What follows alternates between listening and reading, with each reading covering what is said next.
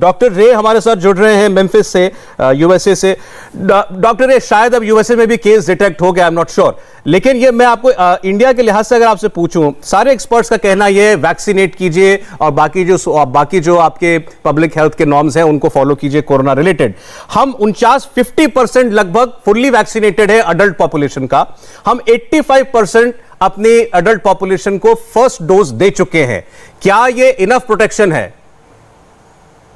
Absolutely नहीं, क्योंकि ऐसा देखा गया है कि सेकेंड डोज के बाद भी इन्फेक्शन हो सकता है।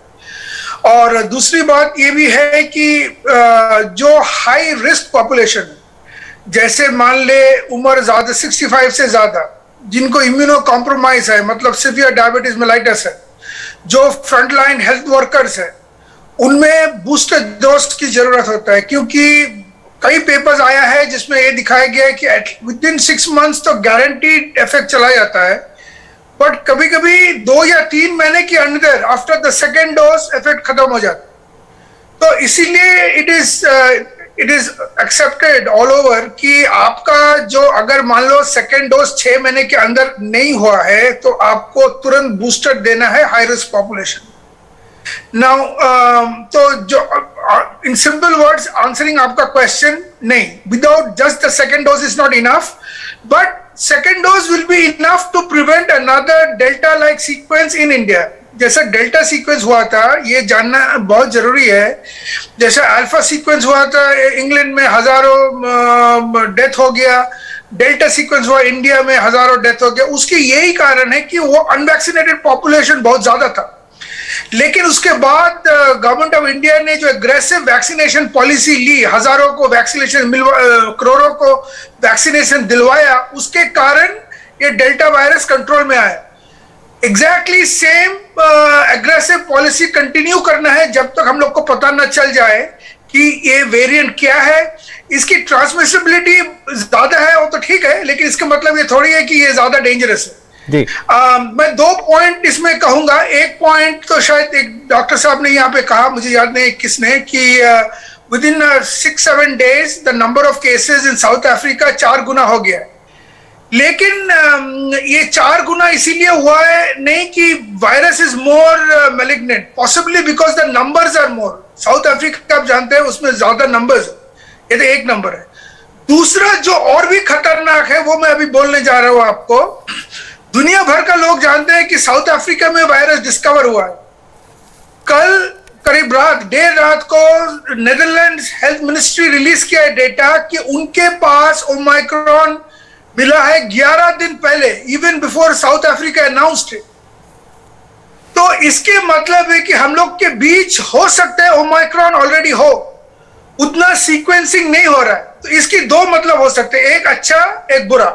अच्छा मतलब क्या हो रहा है? अच्छा मतलब यह है कि जैसे ओमाइक्रॉन उतनी डेंजरस नहीं है, it will possibly replace delta variant all over the world and give sort of host immunity. जैसे मान लीजिए कोई भी पॉपुलेशन में 75 to 80% अगर वैक्सीनेटेड हो या 75 to 80% को अगर इन्फेक्शन हो, सो ऑटोमेटिक एक इम्यूनिटी बन जाता है पूरा 100% लोगों को, तो वो बना सकता है। That is the good part of Omicron if it turns out to be like that. Second, which is equally important, is it may not be like that. अभी कम numbers है इसीलिए लग रहा है कि ये माइल्ड है, जब नंबर बढ़ेगा तब पता चलेगा रियली माइल्ड है या कि डेल्टा की तरह विरुलेंट। लेकिन डरने का बात इसीलिए नहीं है क्योंकि पिछले 24 घंटे में कई पॉजिटिव चीज आए हैं। एक तो आपने सुना है मॉडर्ना वाले ने कहा है कि शायद उनकी वैक्सीन उतना काम नहीं करेगा, लेकिन फाइजर क्लियरली कह दिया है कि they don't expect much change, Pfizer का वैक्सीन काम करते रहेगा जी। नंबर 2, सोमो स्वामीनाथन ने कल शायद सुबह को बोला, जो चीफ साइंटिफिक ऑफिसर है WHO को, दैट टिल नाउ WHO के पास सारे वैक्सीन है, whether it is Covaxin or Sino vaccine from China, American vaccine, UK vaccine. Till now they have no indication whatsoever कि कोई वैक्सीन की इफेक्टिवनेस बहुत कम है against Omicron. That is a very very strong positive statement. ये तो अच्छी बात है। तो मेरे ख्याल से नहीं, लेकिन मैं एक चीज समझना चाह रहा हूं आपसे, जब हम लोग सब लोग एक बात कह रहे हैं, आज प्रेस कॉन्फ्रेंस में भी गवर्नमेंट ऑफ इंडिया ने बोली कि जो केसेस पाए गए वो अभी तक माइल्ड पाए गए, हालांकि इसके बारे में और डेटा आना अभी बाकी है। जब हम कहते हैं माइल्ड है, तो माइल्ड का क्या मतलब होता है डॉक्टर संजय? माइल्ड का मतलब यह है कि वो एक अनवैक्सीनेटेड आदमी को भी खतरनाक बीमारी नहीं दे सकता। एक माइल्ड का मतलब यह है कि वो वल्नरेबल पॉपुलेशन को भी या किसी तरीके से कोमॉर्बिड पेशेंट को भी गंभीर बीमारी नहीं देगा। जी हाँ, माइल्ड का मतलब यही है कि गंभीरता बीमारी में नहीं है, कि एडमिशन की जरूरत नहीं होगी, ऑक्सीजन की जरूरत नहीं होगी, हल्का सा फीवर हो गया या सोर थ्रोट हो गया, बॉडी एक हो गया, हेडेक हो गया, ये सब माइल्ड सिम्टम्स माने जाते हैं। बहुत ही हाई ग्रेड फीवर अगर कई दिनों तक रहता है तो माइल्ड नहीं कहा जाता है, बट हल्के फीवर है तो ये सब माइल्ड है। अगर जैसे कॉमन कोल्ड में होता है, कॉमन कोल्ड को हम यूजुअली माइल्ड कहते हैं क्योंकि फीवर होता है, कई बार थोड़ा सा फीवर ज्यादा भी हो जाता है बट माइल्ड रहता है क्योंकि मॉर्टेलिटी नहीं होती है। तो सीवियरिटी और मॉर्टेलिटी नहीं होता है तो उसको माइल्ड कैटेगरी में ले लिया जाता है। और अगर ऐसा हुआ तो रियली वो वरदान होगा, बट अभी कुछ भी नहीं कहा जा सकता। जैसे डॉक्टर अरविंद ने कहा था कि ठीक है, थोड़ा सा हमें ओवर रिएक्शन करना जो है शायद हितकर होगा, कुछ दिनों तक हमें ओवर रिएक्शन करना पड़ेगा। उन्होंने कहा बहुत दिनों तक, मैंने कहा कि 2 हफ्ते इंतजार कर लें, अगर माइल्ड रहता है तो हमें बिल्कुल ही ओवर रिएक्शन की जरूरत नहीं पड़ेगी। तो इसलिए मैं डॉक्टर अरविंद से सहमत हूं कि थोड़ा सा इस समय सतर्कता हमें बरतने की जरूरत है जब तक और एविडेंस नहीं आ जाते हैं।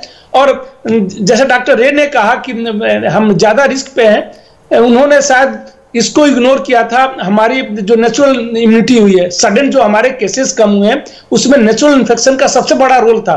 जब हमारे 10% भी वैक्सीनेशन नहीं हुआ था, केसेस कम होने शुरू हो गए। हमने 16 जनवरी को वैक्सीनेशन शुरू किया था, 1 साल हो गया, बट अभी केसेस नहीं बढ़ रहे हैं क्योंकि जो ग्लोबल एविडेंसेस है, डेल्टा वेरिएंट से रिकवर्ड लोग जो है बेस्ट प्रोटेक्टेड पर्सन इस दुनिया पे हैं। अभी जो है एक पेपर भी आया था, इवन फाइजर मॉडर्ना से 600% जो है बेटर प्रोटेक्टेड है इन्फेक्शन से, और करीब 1300% जो है बेटर प्रोटेक्शन है उनका सीवियरिटी में जो रिकवर्ड हुए हैं। तो they are the best protected. उसके बाद वैक्सीनेटेड ग्रुप होते हैं और सबसे ज्यादा रिस्क पे हुआ है जो अनवैक्सीनेटेड है। नहीं, अच्छा, फिर अगर इसको डॉक्टर साहब इस तरीके से रखूं आपके सामने, अब ये आपकी बात सुन के बड़ा सुकून सा मिल रहा है। हमने अगर 85% को पहली डोज दे दी है, उसमें और 50% पॉपुलेशन को, अडल्ट पॉपुलेशन को आप दोनों डोज दे चुके हैं, इसमें जो कवर हुए उसमें वो भी होंगे जिनको कोरोना का डेल्टा वेरिएंट हमला कर चुका था, और जिन लोगों को डोज नहीं लगी है उनमें भी वो इम्यूनिटी प्राप्त लोग होंगे। तो इस लिहाज से हम क्या बेहतर परिस्थिति में पाए जाएंगे?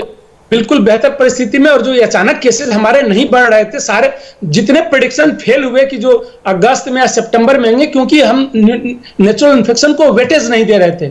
उस समय भी मैं आपके ही चैनल पे बोला था कि हमें नहीं लगता कोई साइंटिफिक एविडेंस की सितंबर अक्टूबर में बहुत बड़ा वेव आने वाला है, क्योंकि जिस तरीके से सेकेंड वेव में नेचुरल इन्फेक्शन हो गया, वो पूरी की पूरी पॉपुलेशन, एंटायर फैमिली उसमें इफेक्टेड हुआ।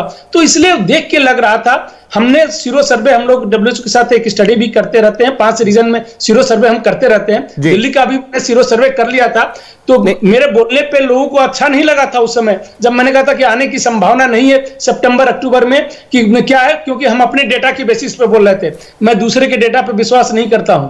इंडिया टीवी हर वक्त हर जगह डाउनलोड करने के लिए सर्च करें India TV news Google play store या ऐप स्टोर पर।